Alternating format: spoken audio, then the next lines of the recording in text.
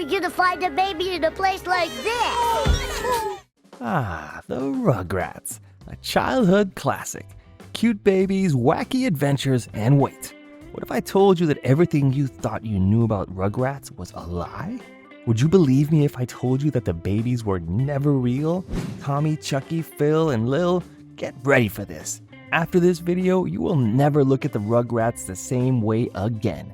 First up, the disturbing fan theory that will likely destroy your childhood. Alright, let's go into the meat of this disturbing theory. According to some fans, the Rugrats we know and love never existed. They were all a figment of Angelica's imagination. And trust me, it only gets darker from here. Starting with Chuckie, he was thought to have died in 1986 along with his mom. That's why Chaz is a nervous wreck. He's dealing with the trauma of losing his entire family. See, guys? I do have a mom.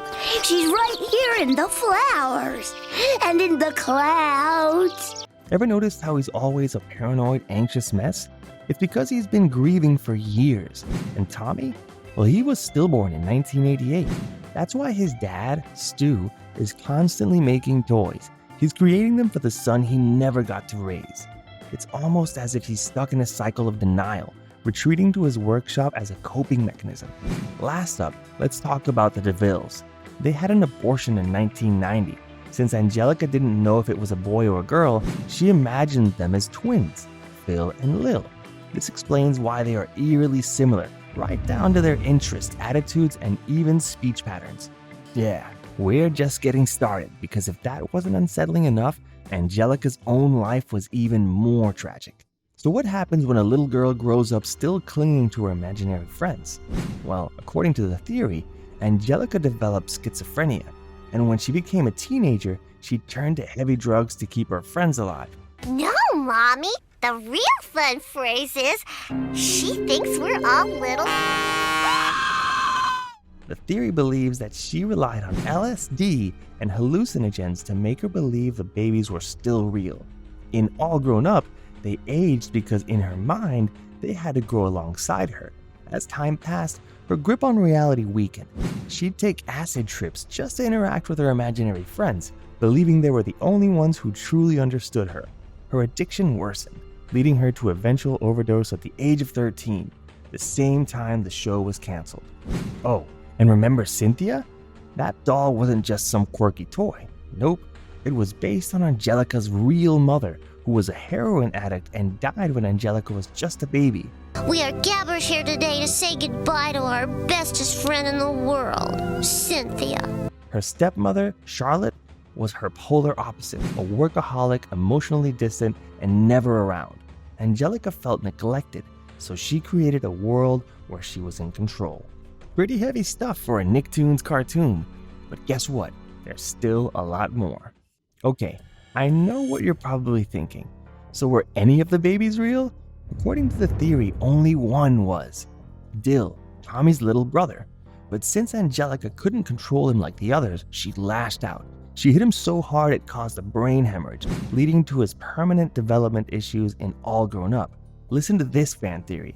Dill was different from the others. He cried, he didn't disappear when Angelica wanted him to, he was unpredictable.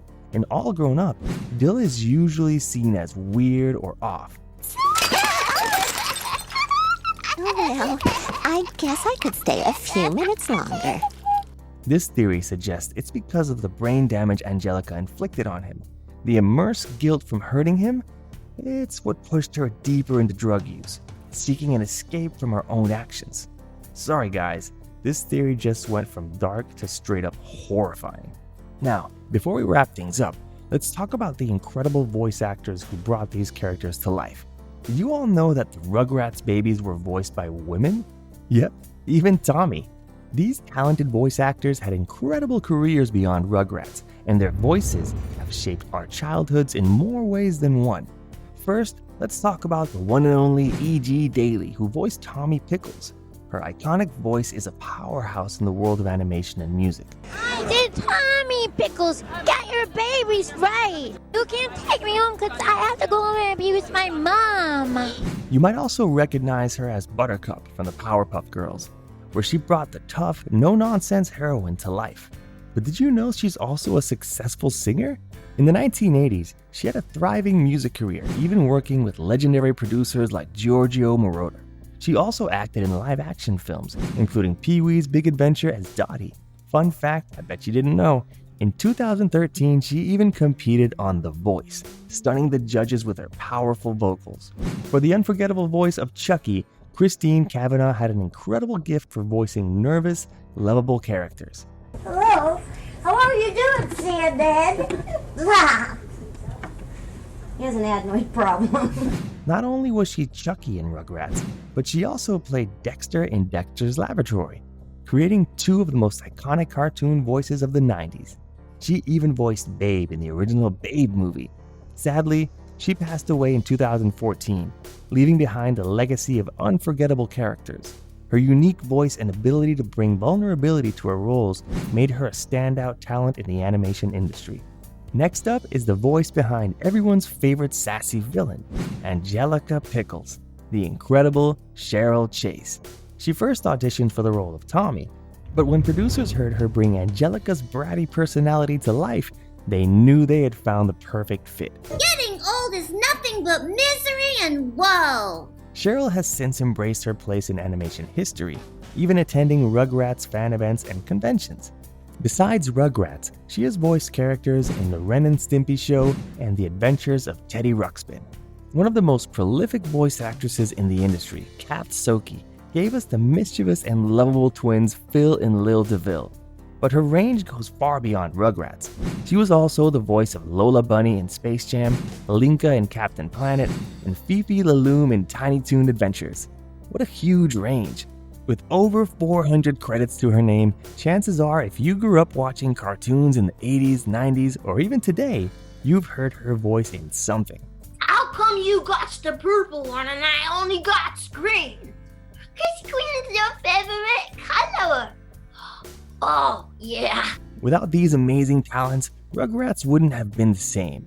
Their voices shaped our childhoods, and their influence continues to be felt in animation today. You think Rugrats was just a lighthearted kids show? Think again.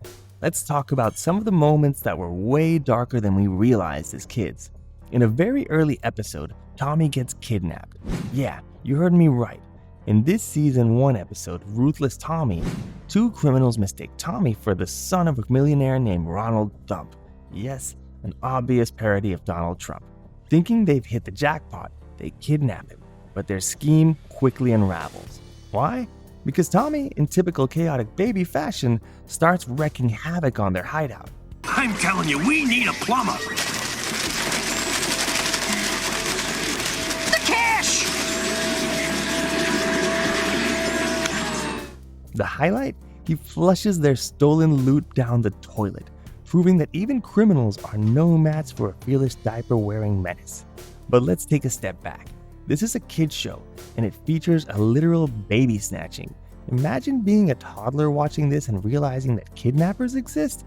The fact that this plot was played for laughs is honestly wild. Remember Grandpa Lou's special VHS collection? It probably went over our heads as kids, but looking back, it's pretty shocking this got past the censors. In one episode, Grandpa Lou is babysitting the Rugrats and rents some movies for them. He picks up Reptar Come Home and Reptar Redux. Totally normal, right? But then he pulls out Lonely Space Vixens and casually remarks, "That one's for after you go to bed." And my personal favorite, Lonely Space Vixen. That's for after you go to bed. Excuse me, sir? This was a full-on joke about Grandpa Lou watching adult films, and they just threw it into a Nickelodeon cartoon like it was nothing. It's clearly the writers snuck this one in for the parents watching, but looking back, it's absolutely wild they got away with it. Did you know everyone's favorite dinosaur, Reptar, had legal drama? We all loved Tommy's favorite dinosaur, Reptar. He was like Godzilla but kid-friendly, or so we thought.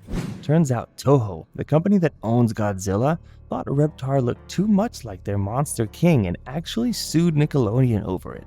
Because of this, Reptar's presence in the show dwindled over time. It's a shame too, because he played such a huge role in many iconic episodes.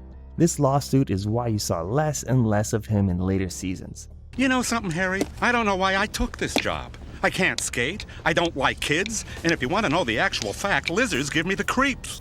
And now, the most disturbing fact of them all, the infamous Storyboard Jam.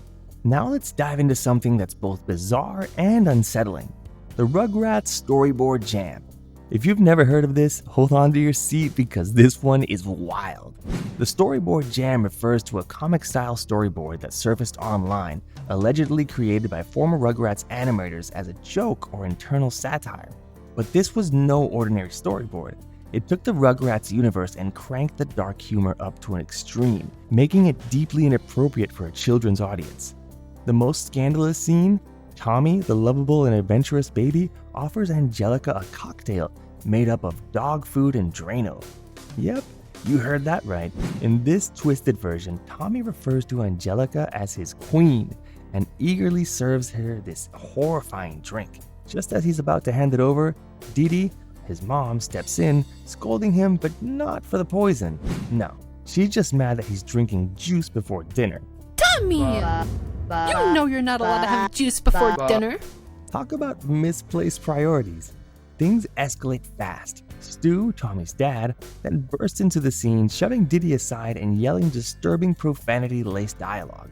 He even forces Tommy to drink the toxic concoction himself, which results in a grotesque reaction, convulsions, malt ball-like excretions, and disturbing facial twitches. The dialogue between the characters gets increasingly confused, turning what once was beloved family-friendly show into something straight out of a twisted adult parody. The Storyboard Jam was never animated, and it certainly never aired. It was likely an inside joke among the animation team, but when it leaked online, it left fans shocked. Some believed it was a genuine lost episode, but there's no evidence it was ever meant to be part of a real show. Still, it became an infamous piece of Rugrats lore, proving that even behind the scenes, this beloved cartoon had its share of dark humor. So yeah, if you ever thought Rugrats was just a simple, lighthearted kids show, think again. Even the people who made it had some pretty wild ideas. They don't even got diapers. Maybe the pirates stole all their clothes. Whoa, that was a wild ride. But hey, theory or not, Rugrats is still one of the most legendary cartoons of all time. Now here's my question for you. Do you still believe any of those theories?